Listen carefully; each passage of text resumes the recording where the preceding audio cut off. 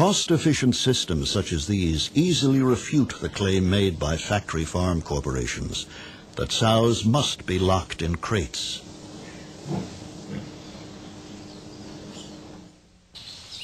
Observations of domestic pigs in the Swedish forest emphasize the fact that the pig's ability to enjoy life or to suffer is not altered by the choice humans make to confine and eat them.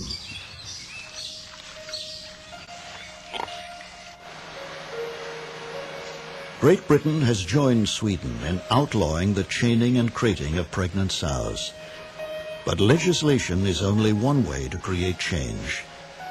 In the United States, the Humane Farming Association is combating factory farming by appealing directly to the American public. Using television, radio, and national news publications, the Humane Farming Association is waging a national campaign to stop industrialized pork production. HFA's strategy is simple yet effective. Reduce the demand for factory-raised pork, and thereby reduce the suffering of animals and the destruction of the environment caused by pork factories. Pigs are living beings with complex social instincts and behavioral needs.